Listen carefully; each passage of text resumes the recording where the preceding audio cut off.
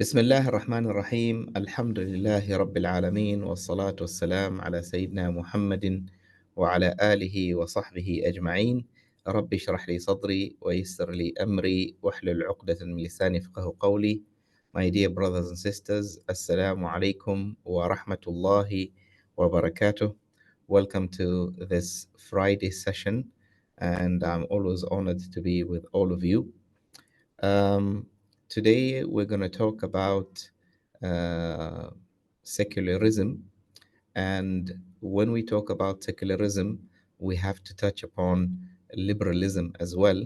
So I'm going to take these two titles and combine them together and explain them a little bit so that it becomes clear bi'idhnillahi ta'ala. Now, to start off, I wanted to say that yes, secularism is a Western concept or philosophy or a way of life, but unfortunately, in our modern day life, there is no a single Muslim country that is Islamic. They are all secular. The only one remaining is Iran, which has the highest religious authority controlling the entire country. And inshallah, through the definition, we're going to understand why Iran is, not considered to be secular yet, fully secular yet, but other states are considered to be secular. So when we look at the definition of secularism, it says is a principle or ideology advocating for the separation of religious institutions and beliefs from the affairs of the state and other public institutions. It promotes a neutral stance on matters of religion in governance and public life, ensuring that religious considerations do not dictate government policies, laws, or public discourse. Secularism often supports the idea of religious freedom and equality, allowing individuals to practice their faith without interference from the state. Now, this is like the common understanding of secularism or definition of secularism. You'll find it everywhere explaining this particular definition. But for you to understand from the Muslim point of view why the Muslim world is a secular world and it's not as prescribed by Allah subhanahu wa ta'ala, it should be. So the idea of secularism is to separate the religious institution from the government affairs. So previously in Europe, you had the church used to head the state and regulate the affairs of the state. Therefore, when the idea of secularism was introduced, the idea was to split the affairs of the state, and the religious institution no longer had power to run the affairs of the state. Now, if you look at the Muslim world today, you will not find a religious institution running the affairs of the state. You will find a secular state, and then they declare that the official religion of that country is Islam, meaning some of the rulings and regulations of the country are based on the Islamic Sharia, but it doesn't mean that the religious institution is the one running the state. In general, you will see in the Muslim world, we no longer have religious institutions. We only have at the moment is the Fatwa Office, and you have the Islamic Sharia College, where in other places of the Muslim world you will have the same thing, like the Azhar University, and you will also have Darul Ifta, the Fatwa Office or Fatwa House. But these two institutions, they have no say in the policies and procedures and laws that are introduced into the country or dictate the Sharia law to the country. Therefore, this makes most of the Muslim world a secular world. Now, when it comes to the condition of Iran, then the Iran has like a president, and then it has also Wilayat al-Faqih, who is the highest religious authority that is even beyond the president, and he has the last say. So the Wilayat al-Faqih is the one that has the say in terms of policies, in terms of politics with other countries, in terms of declaring war, and all of these things are under the banner of Wilayat al-Faqih. And even the legal system, like judges and this, they are appointed by the Faqih and his committee in the country.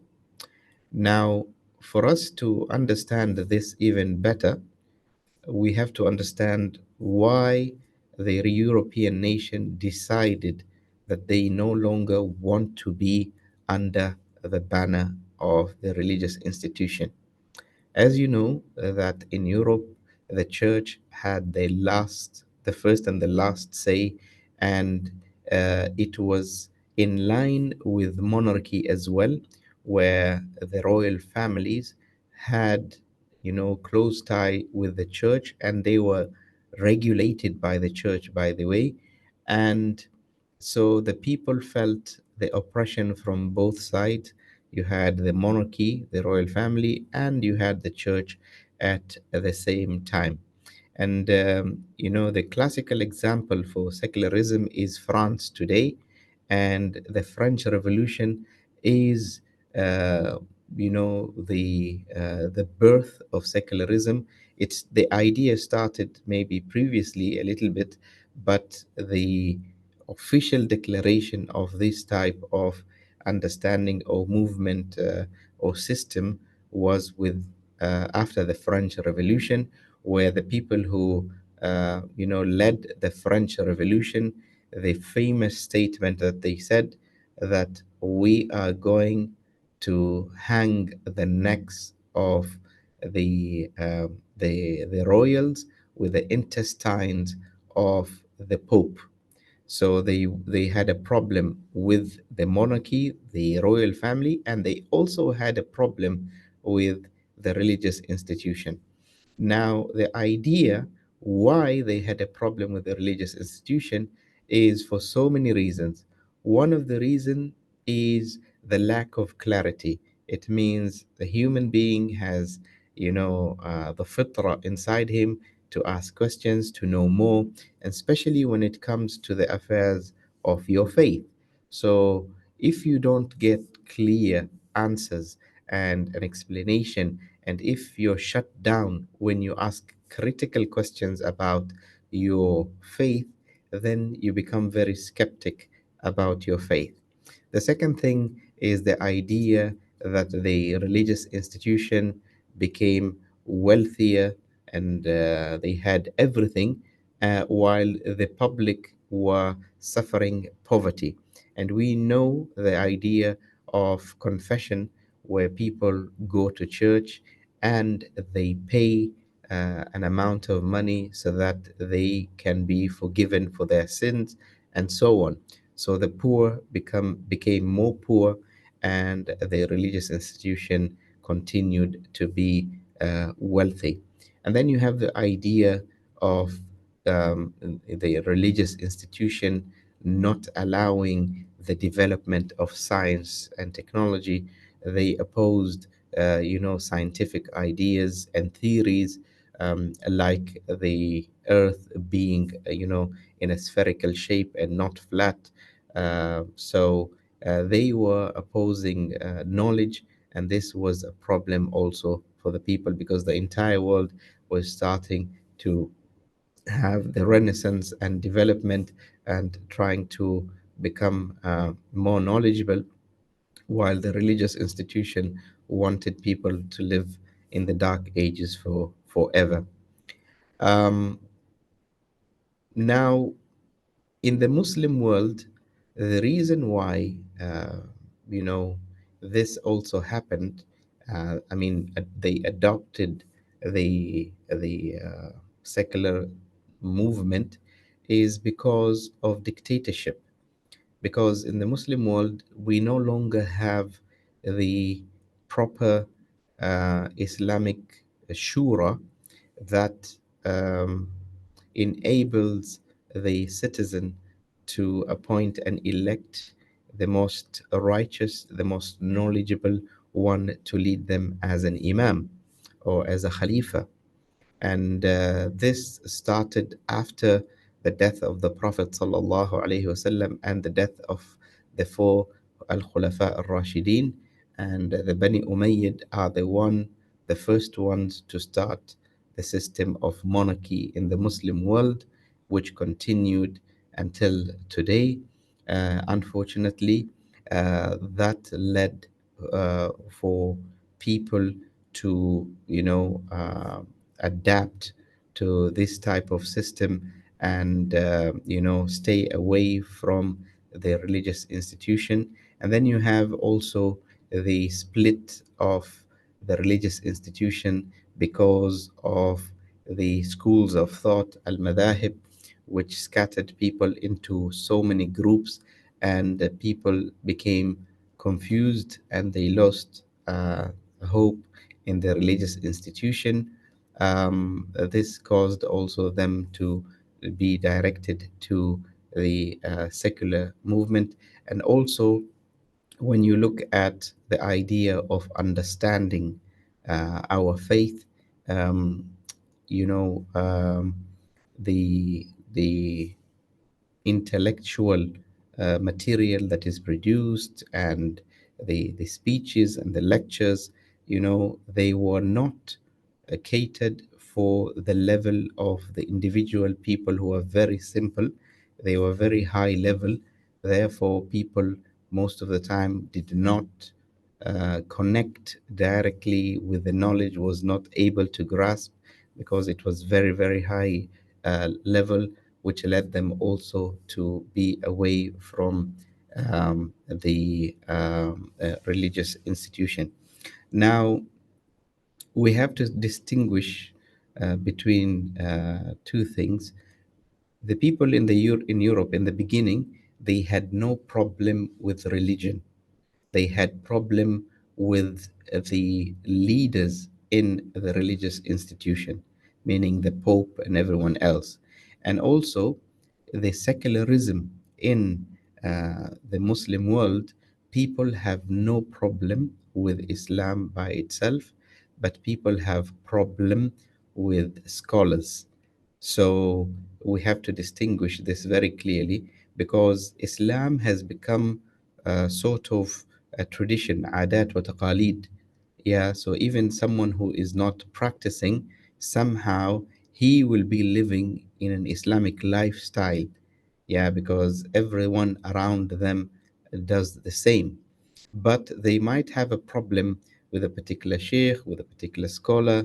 And the same thing happened in Europe, where people had a problem with the leaders in the religious institution. Now and then in Europe, it developed to become they have a problem with religion itself. And that's why today the majority of Europeans are atheists or agnostics. They have a problem with the religion and no longer have a problem with the religious figures, because also the religious figures, they started disappearing and they did not have an active role in society. So, for us to understand more, we'll go through some of the aspect of secularism. So, separation of religion and the state means religion is removed in all the conduct of public affairs, government activities. So, there is no any religious practice in and the government activities. Religion is marginalized or removed altogether from the public space, restricted to individuals' private life. So in the past, in the beginning, they had no problem people practicing their faith as long as it is, individual. You're doing it for yourself and that's it. So they didn't have a problem with that. But and then we'll see later on this became a problem. They interfered even in your personal life while you want to practice your faith. European history with religion, secularism is born out of the European history of power struggle between the church and the state and bears the mark of resistance to religion or freedom from religion. This explains why religion is not at the center stage of European life today. For many people in the West, religion is a culture rather than a source of guidance and devotion. The Swiss ban on minarets, the French ban on hijab, and the Belgian ban on halal meat are just example of Europeans' marginalization of religion. Now, there is an idea that is now in secularism, which is from theism to deism. People were monotheistic and they believed in religion, such as Judaism, Christianity, Hinduism, Buddhism, and so on. Then they moved to deism. But what does it mean? What's the difference between the two? The European transformation took place with understanding the world within the context of human-centered world rather than understanding of the world that is grounded upon God and religion. So now we shift completely from this entire universe is based on God and the regulations of God, and we shift our focus to the human. Everything revolves around human. And if you notice, everyone that in the past 10 to 15 years, all of the commercials, all of the products, all of the TV shows were, you know, behind the idea, shaping the idea that everything has to do with you, with a human being. You are the most important thing, and everything around you, never mind. And this was done gradually until people now adopted this, deism, and it has become the most important thing. People no longer ask for the rights of others. Now people are only asking the rights of themselves. What do I gain out of this? What is the benefit for me? What do I get? How much do I get? Everything is about me and it's no longer about others. But subhanallah, the verse that says they plot and Allah plots and Allah is the best plotter. And the translation of this verse practically is what is happening today in Gaza, where the entire world was programmed on focusing on themselves. But when the 7th of October happened, people people went back to their fitrah and they started focusing on what is around them, that is God centric, this universe, humanity, and everything else, and they forgot even about themselves. Some people were businessmen, they lost their contract. Some people had social media contracts with companies to advertise for products. They lost their contracts, they sacrificed their contracts to stand in solidarity with Palestine. So it's no longer about me. It's no longer about what will hurt me or what will I gain. It's about others. We are all together in this. So the entire system that they built has failed and has collapsed, and now it will take them at least another 100 years to reprogram people to to be human centered again. Europeans replaced the concept of a personal God who created man with a purpose, sent prophets and books to guide him, and will account man on the day of judgment, to now a new concept of deism, a God who created the universe and then left it to run on its own with no interest in human affairs, their actions and behavior in this life. Now, we come to the idea of moral relativism, and we will understand more about it in its explanation. Deism and atheism brought new ideas on moral values in the West. If God does not exist, or if God has no interest in our actions and behaviors, it means God is not the source of our moral values. Morality has become a social human construction, meaning whether you believe in God or you don't believe in God, yeah, in both cases, you only now understand that, if God exists, then He created the heavens and the earth and the systems and everything else, and He's done. He has no interest in humans and what they do. So it's upon the humans to decide among themselves what is considered to be moral and what is immoral. Uh, Now, this is a problem because if there is no a higher authority that regulates the system of morality, sometimes what is moral to me is immoral to you. Yeah, and by time, the morality values or standard will change because, like 20 or 30 years ago, same-sex marriage was immoral, and today it's moral and it's encouraged and so on. So, who regulates this? Who has the last say? Who will decide what is moral and what is immoral? So, this is the problem with this idea of, or this concept. If morality depends on human construction, not on God, it's no longer objective or universal. It's subjective and would depend on groups of people, culture, and time. With subjective morality, there would be no inherent good and bad, or right and wrong, or true and false in anything. It all depends on how a particular society views those issues.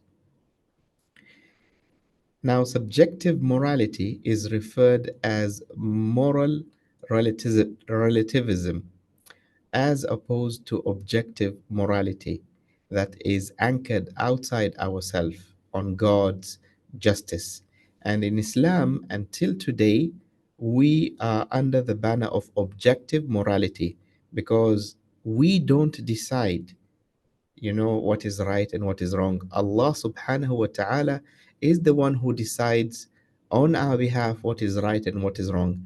Our duty is to follow the creed or the system that Allah puts for us. And that's why in the Muslim world, we don't have so many of these problems and issues that you see in the West today because our moral compass is fixed. Our source is Allah subhanahu wa ta'ala and the Prophet sallallahu alaihi wasallam. So for us, there is no gray area. It is very, very clear. When we talk about adultery, it's very, very clear. Nobody can explain it, in a different way to make it legal. Nobody can change it. Nobody can manipulate it. When you talk about interest, when you talk about alcohol consumption, when you talk about killing, when you talk about cheating, when you talk about raping, when you talk about same-sex marriage, when you talk about what's the new thing? Uh, uh, when they have sexual affairs with minors, with kids, what do you call it? I forgot the word. Anyways, Pedophilia, uh, pedophilia, pi- pi- pedophilia. Yes, and pedophilia. sexuality with animals. Yes, yes, yes. So for us as Muslims, These things are black and white. We don't need to think, we don't need to do anything, any further studies. These are fixed rules, moral compass by Allah subhanahu wa ta'ala, and we're good to go. But to them now, this is in their hand. And that's why today they come up with all these new issues, and it creates more problems to them, and more problems to their societies, and it creates a chaos. Now, objective morality versus subjective morality. Moral relativism or subjective morality can result in chaos, violence, and destruction as each group or culture decides on its own moral values and ethics. The Western LGBTQ ideology and same sex marriage practices are a very good example today. Moral relativism or subjective morality is contrary to the nature of human beings who share universal moral values and ethics as part of our natural disposition, which is al fitra. Now, the problem also with this type of thinking and ideology is them wanting to impose this on other people. Because you remember, the objective morality is universal because it's from Allah, and Allah created everything. But now these people, their subjective morality is not based on Allah, but they are pushing it to be also universal. And this is a problem because now humans can stand and say, no, sorry, you came up with this idea that this is moral, but to us it's not moral, we can't accept it. But with Islam, when the Sharia came in the Quran and the Sunnah, any nationality, any race, anyone comes under the banner of La ilaha illallah Muhammad Rasulullah does not object to the morality that are there, the code of conduct of morality that is there. Nobody objects. We are all on the same page. But when these people now, they're trying to make this universal, it becomes a problem because to us, it doesn't make sense. How can you impose on me that I should accept two men getting married and adopting children and living like a happy family, and we are supposed to go to the park and sit together and chat and have a good time? That will not happen. So this is some of the problems of these, modern ideas that they are trying to impose on us. Now, before I go to liberalism, I want you to understand also one thing, that secularism is splitting the state from the religious institution.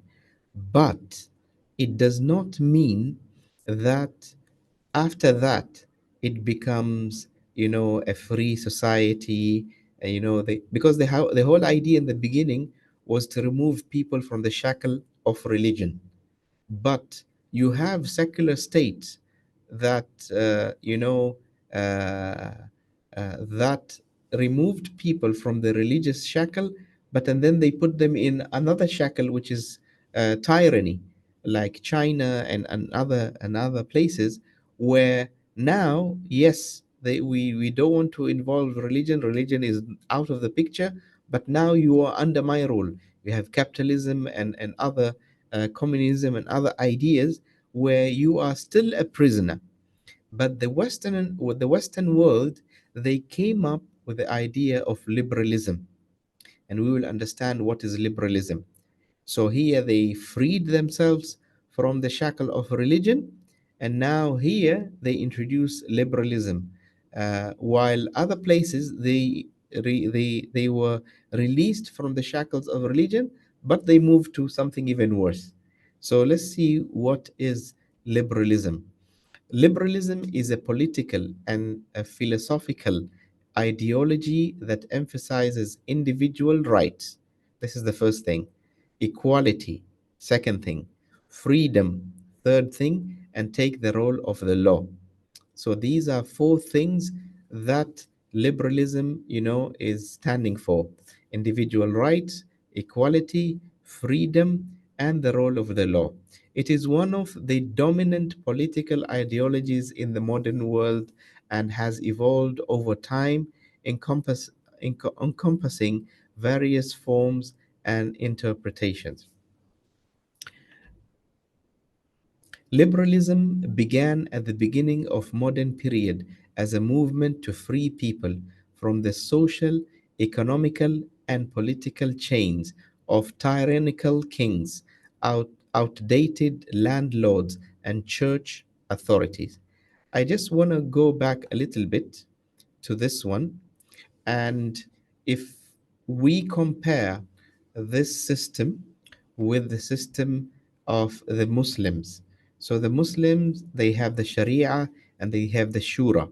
Now, let us examine this. Are Muslims liberal or not?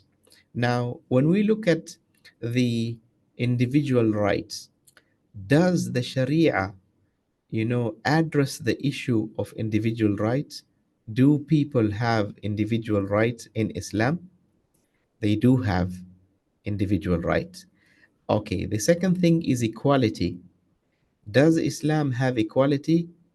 I think Islam does have equality, and there are so many verses in the Quran where Allah subhanahu wa ta'ala is describing this.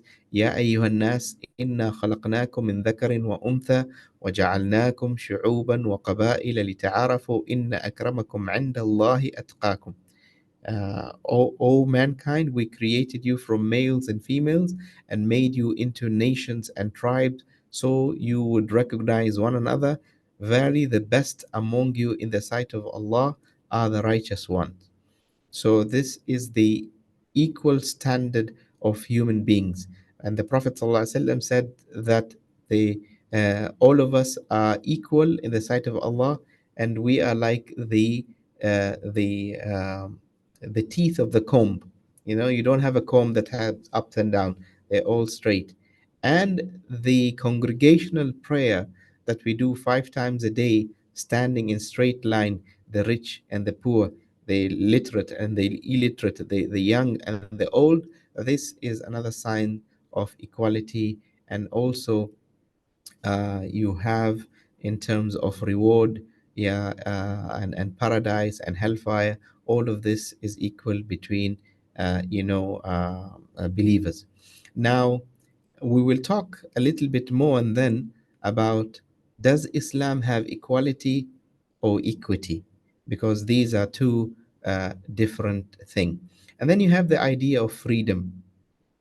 And if Islam emphasizes on the freedom, because Allah subhanahu wa ta'ala will not hold us accountable if we did not have freedom. If we are wired and designed to function in a certain way and believe in a certain way and think in a certain way, and then we are punished for that, then it wouldn't be fair. But Allah subhanahu wa ta'ala created us in a such a way that we are able to make our own choices. We are able to make our own decisions. And therefore, based on our choices and decision, then every action has a consequence. And we will see those consequences on the day of judgment. And finally, the role of the law. Islam is a religion that respects law, especially the law of Allah subhanahu wa ta'ala, where a believer is expected to follow the law as prescribed by Allah subhanahu wa ta'ala.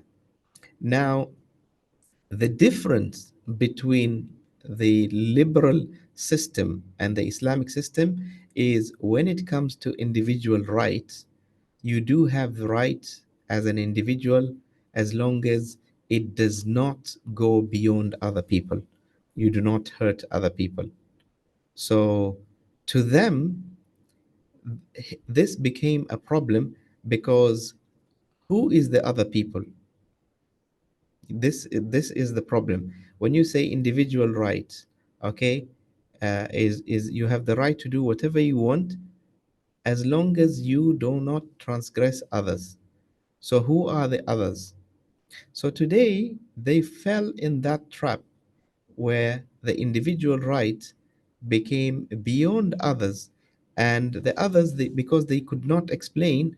Now you have a parent, okay, who has a child who is 4 years old, and now the state is imposing on the father, you don't have the right to express your individual right as a parent over your child.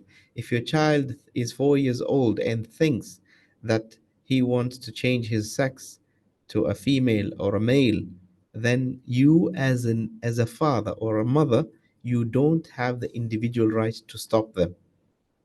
Now this becomes a problem.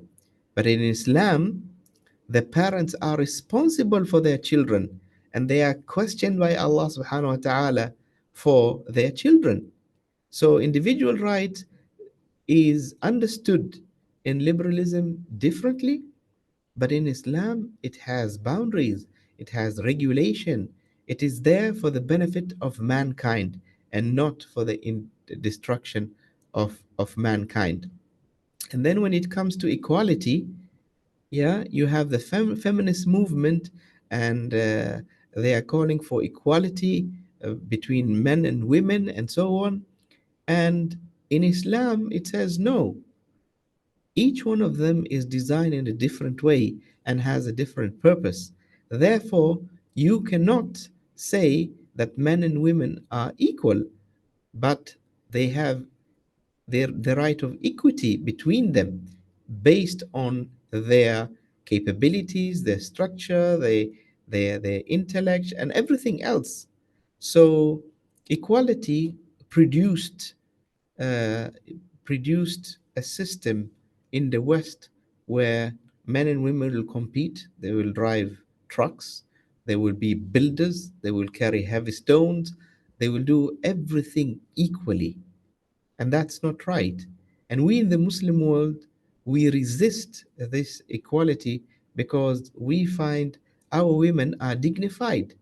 I will never accept seeing my mother or wife or sister or daughter driving a truck, or cleaning the streets, the garbage in the street, or being a builder working under the sun. That's not the equality that I want for the women of my society. But to them, no, this is what they are pushing.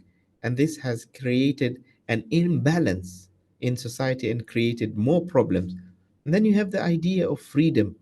Is there such a thing as total freedom? Even to them, where they're claiming that the liberalism gives you total freedom to do whatever you want. But today we know that after the 7th of October, people don't have the freedom to raise the Palestinian flag.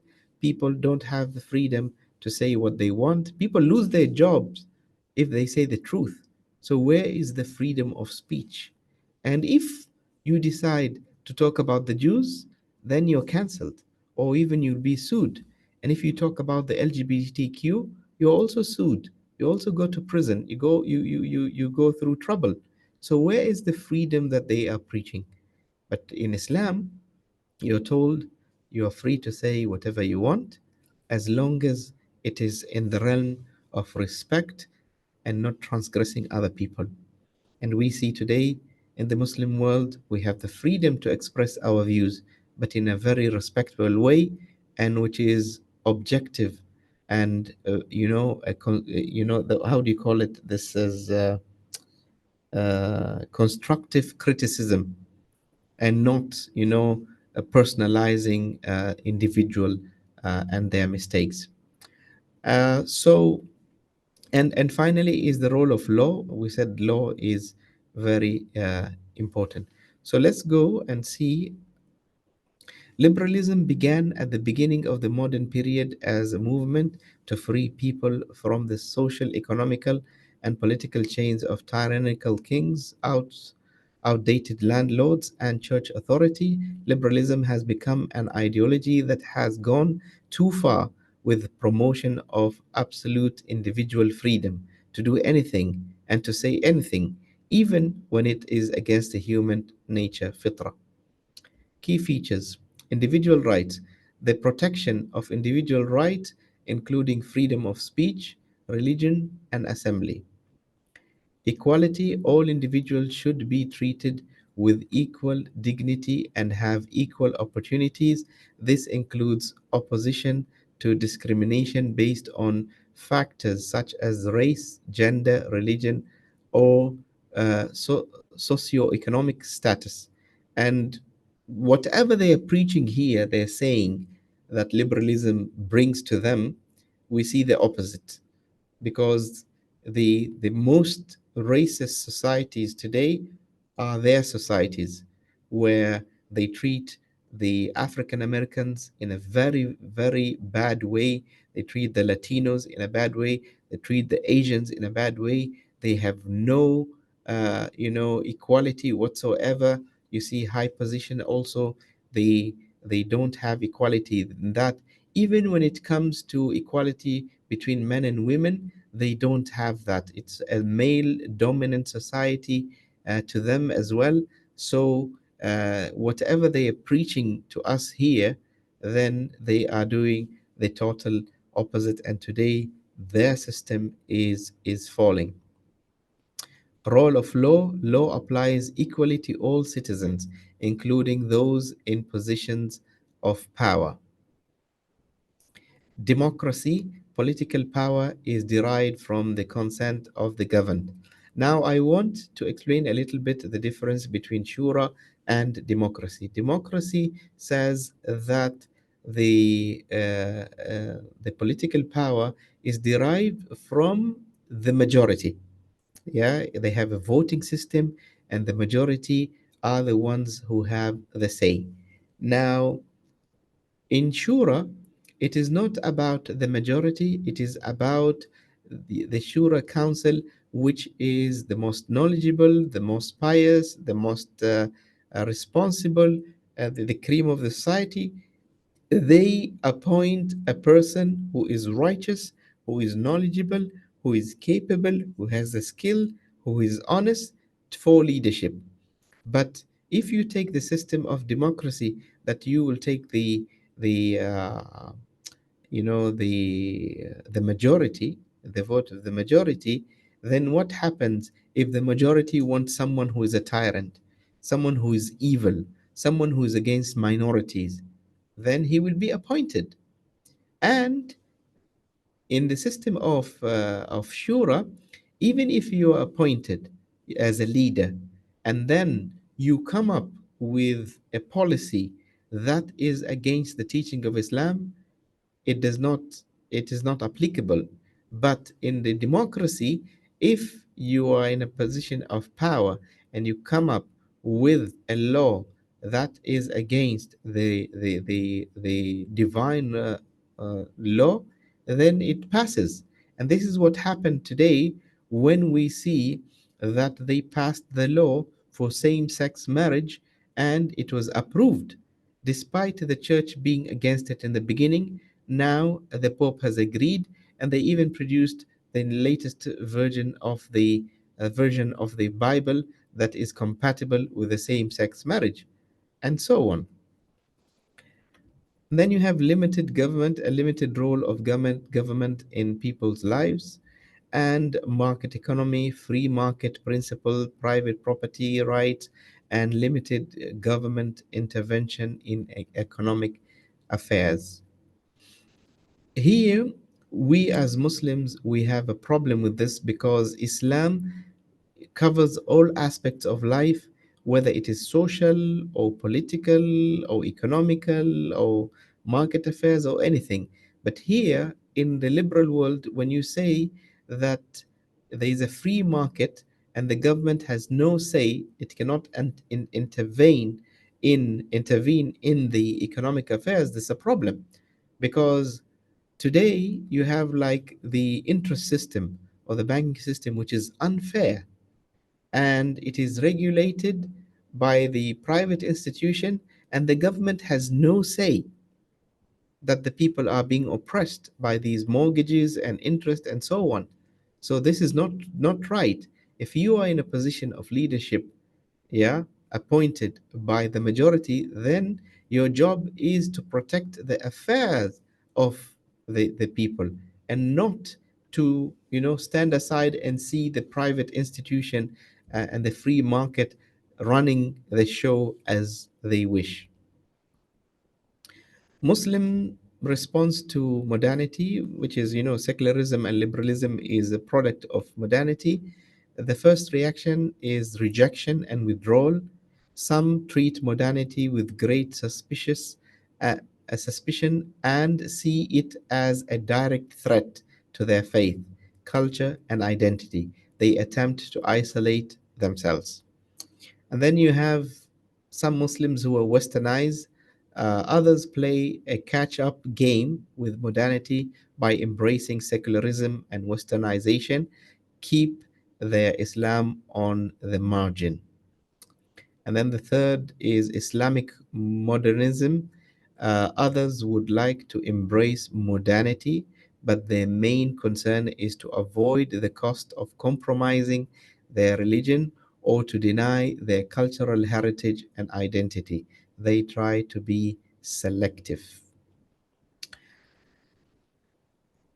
A conscious response to modernity by a Muslim is necessary, at least in the following five areas of Muslim life, dealing with the religious, spiritual, and intellectual aspect, the lifestyles, consumerism, and entertainment aspect, the education, science, and technology aspect, the social, economic, and political aspect, and the artistic and architectural aspects.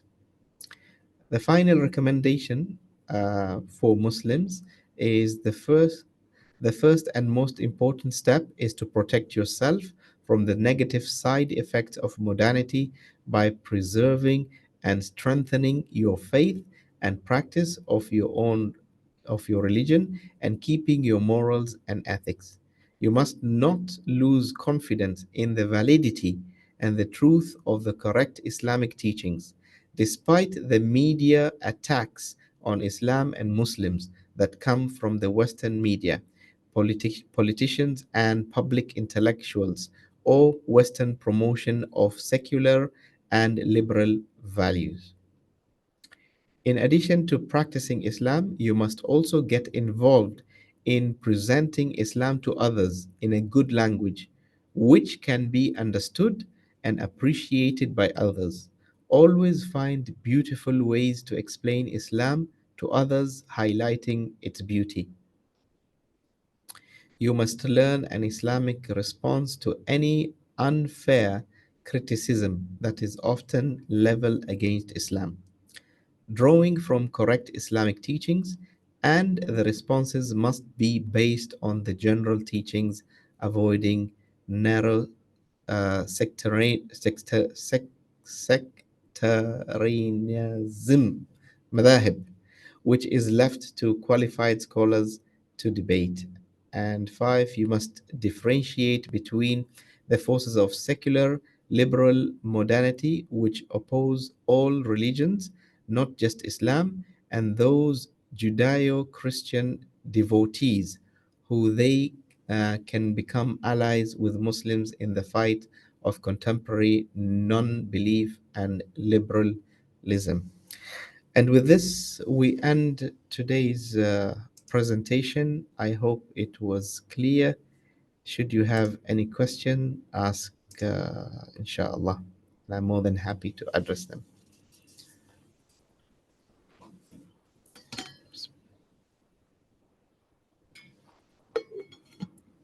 I assume no questions.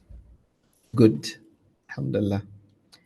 So if So, there are no questions, I have something, like just a comment, because as you said, yes, they're trying to get away from the law of God and yes, start reinventing the whole wheel again. And they put themselves in so much trouble because, especially when you talk about like now with genders and everything. I mean, how is that going to help when you have so many varieties of people with different orientations, with different, of course, I mean, when you said the Pope has came up with a new Bible, including the same-sex marriage, and then they passed this as the law of God, yeah, because it's in the Bible, yeah. So anyone who reads it would think that this is coming from God, which poses a big threat, to any religion, because then you're saying that people who will not make this logic will not, they don't understand this logic, definitely they'll just go into either atheism or agnostics. I believe, okay, there is a God, but I don't believe in a God that puts these kind of laws. So why reinvent? Um, أنا أحس كده يعني. well, what you're saying is absolutely right. Allah subhanahu wa ta'ala made it very easy for us. He put everything in place, all the rules, so we don't have to reinvent the wheel.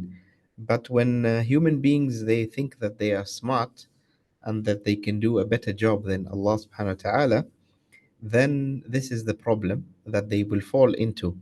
And honestly speaking, what you're saying is very true.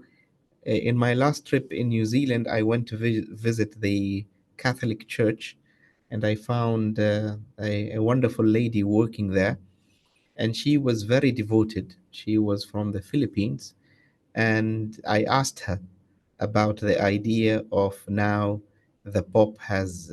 First, I asked her, "What do you think of LGBTQ?" And she said, I don't like it at all, and it's against our values and our religion and so on. In our community in general, they don't accept this.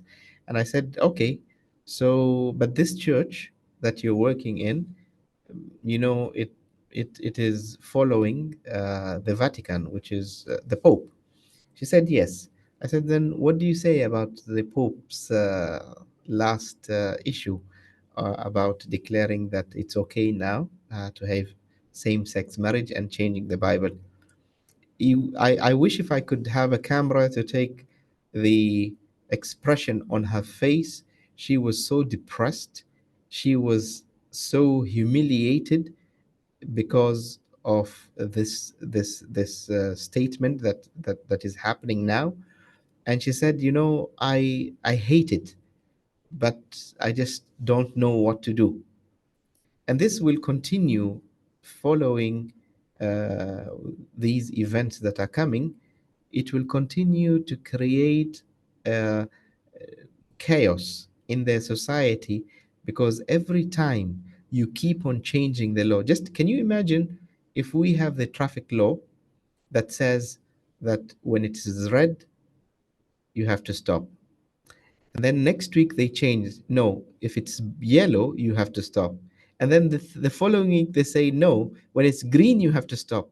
How will that be so confusing to people, to be first to catch up with what is going on, and then it's going to be chaotic. Someone who did not hear the new rule is going to cross the the green light thinking that it is go, while it means stop now, and it's going to create chaos and animosity. And this is what is happening in Europe today. Even the people who were in the beginning were like, okay, let them do whatever they want as long as we are doing our thing. Now the parents now are going against the government. They're saying, why are you imposing this syllabus of LGBTQ to our kids? They're very young. The material and the images that are there in the books, even we as adults, we cannot look at them. How are you going to teach this to children? And this goes on and on and on and on in so many different aspects, not only in this, even to the idea of freedom of speech. They have been preaching to their people for decades now that you are free. When the problem with Gaza appeared, suddenly the Americans, the Europeans, listen, if you raise the Palestinian flag, you go to prison. If you say anything about Israel, you're going to prison. In your job, you're not allowed to support Palestine, otherwise you lose your contract. you lose your employment. So the Western world was like, wait, hold on. I thought you told us for decades that we are free. I can even say nasty things to the president, to the prime minister, to the queen. I can even slap the queen and nobody will do anything to me because I'm free. Now, suddenly, I don't get to say anything about what is going on. So, total contradiction. And we ask Allah subhanahu wa ta'ala, out of this chaos, that people will see the light and the truth, and that Allah's way is the only way. And the people who are stubborn, who still think they're superior and their system works, to continue in chaos until they destroy one another. Wallahu alam. feel like that destruction will come to us, and you cannot just sit and watch, because And that's why, Ahlam, we need to stop this this idea that, you know, to glorify that, oh, we need to be like the West, they have the best systems, we are backward. They actually, made us believe that we are backwards. Who said we are backwards? We have more stabilities in our communities more than them. But as long as we have this mentality that we need to follow them, they are advanced, they are modern, they are this, they are that, then for sure it's going to reach our shores. But if we are confident, we have our identity, we have our values, we know Allah subhanahu wa ta'ala, we have our practices, we don't need them. And whatever they bring to us, now we know, sorry, keep it to yourself. So we need to do our part. We need to be confident. We need to be proud of what we have, because what we have is superior. It's from Allah, and what they have is man made, and it will definitely collapse. And it is collapsing now. Allahumma thabbitna. Ameen. Ameen. Thank you so much, Sheikh Hatim. It's a very valuable subject we learned today, because we really need it.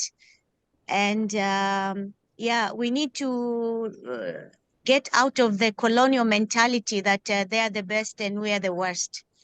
And we should value what we have, because that is what Islam is. Allah command us. Sorry, I'm sitting and the plane is passing. No Command problem. us to value what we have. Then only we can be grateful, because if we don't value what we have, then we will never be grateful to Allah subhanahu wa ta'ala. And then, as you say, we should not thinking whatever they have is the best. We can create our own stuff. Look at all what we have we have damaged our health by thinking their stuff are the best. And if they want to attack any one of us, it's very easy, they can transport it very easily, because we are readily accepting whatever is presented to us as the best, Yes, So absolutely. yeah, so thank you so much anyway. Very, very Jazakallah khair. informative. Yeah. Jazakallah khair. Jazakallah khair. One thing that I would like to say before we close today's session is the way forward to stop these ideas coming to our shores. They have already come, they have already arrived in terms of the state. All of the Islamic states are secular. But I'm talking about the individuals. Yeah, because you see young people today, they say they are liberal, they call themselves secular. So how do we stop our kids from falling into these ideas? The first thing is we should know why it happened there in the West, why they became secular and liberal, and then we should avoid the same circumstances in our communities so that our kids don't fall into that. So, when it comes to our faith, it has to be lovable, it has to be enjoyable. Our kids have to love, you know, reading about our religion, understanding it, practicing it, we should not complicate it. We should not make it difficult for people. The second thing is knowledge. Science and technology has to go hand in hand with our faith, because our faith is about serving humanity, making this life better, being uh, khulafa, custodians on earth on behalf of Allah subhanahu wa ta'ala. Therefore, we cannot isolate Islamic studies from science. Why don't we study science through religion? And why don't we study religion through science? And also, we should raise up the bar. Today, if the people who want to be the best professions in the world, like doctors, engineers, economists, and so on, they are the ones who are the top students in high school, who score very high, go to these universities and colleges. But if you don't score high, you either go to education to become a teacher, or you go to religious studies. And that's where we're failing. Why do we lower our standards when the most important two people for our kids is the teacher, who is going to make him a successful and a knowledgeable person, and the preacher, who is going to help him in his faith to make it strong? They are the ones who are least qualified, who go to these colleges.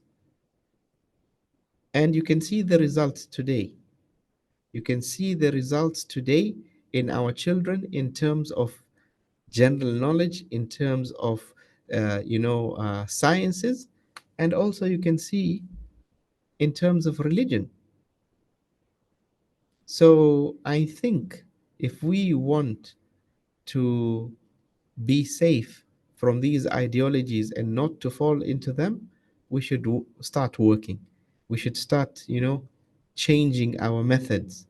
There are still people until today living in that past bubble, that the way my grandfather raised me is the way I need to raise my children. While Sayyidina Ali says that you should raise children based on their generation. So things have changed. We can no longer do things the way we did in the past. We have to catch up with our children. We have to catch up with science and technology and religion. Make religion very interesting. If you want to teach your children using animation, using graphics, using whatever you will use, as long as they will get the point at the end, then do it. Because we are in a time now where if we don't become creative and preserve the faith in our children, they're going to lose it. Yes, a lot of people are coming to the fold of Islam, and yes, a lot of people are leaving Islam as well, who are born Muslims. So we need to be very, very creative and be proactive. Don't wait for these ideologies to reach our shores and then we start reacting. Be proactive. Everyone start in your house. Don't think, I'm going to change the whole world. Start with yourself. Change your house, and then change your neighbor, then change your mosque, and then change your society, and slowly the domino effect. Wallahu a'lam. وجزاكم الله خيرا. سبحانك اللهم وبحمدك نشهد أن لا إله إلا أنت نستغفرك ونتوب إليك. Sorry for taking more time. جزاكم الله خير. السلام عليكم ورحمة الله وبركاته.